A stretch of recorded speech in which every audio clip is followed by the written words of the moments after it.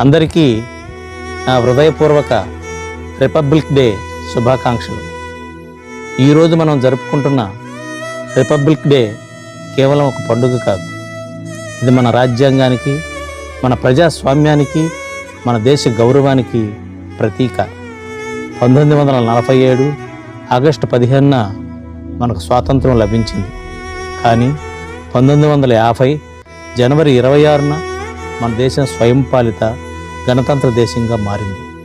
Doctor BR Ambedkar గారి నేతృత్వంలో రూపొందిన భారత రాజ్యాంగం ప్రతి భారతీయుడు సమానత్వం, స్వేచ్ఛ, న్యాయం, సోదరభావం అనే విలువలను అందించింది.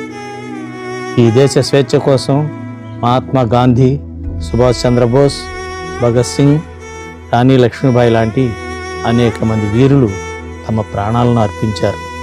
వారి త్యాగాల వల్లే ఈరోజు మనం స్వేచ్ఛగా శ్వాస తీసుకుంటున్నాం. ఈరోజు కూడా మన సైనికులు సరిహద్దుల్లో ప్రాణాలను పణంగా పెట్టి మన దేశాన్ని కాపాడుతున్నారు. వారికి మనం ఎప్పటికీ రుణపడి ఉంటాం. వారి ధైర్యం వల్లే మన త్రివర్ణ పతాకం గర్వంగా ఎగురుతోంది. కానీ సోదర సోదరీమణులారా, రిపబ్లిక్ డే రోజున జెండా ఎగరవేయటం మాత్రమే సరిపోదు. మంచి పౌరులుగా మారటం మన నిజమైన బాధ్యత.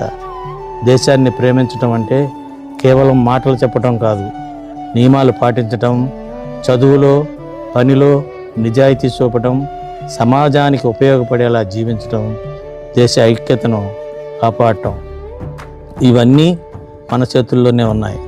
యువతగా మనమే రేపటి భారతదేశానికి పునాది. మన ఆలోచనలు శుభ్రంగా ఉంటే మన దేశ భవిష్యత్తు ప్రకాశవంతంగా ఉంటుంది.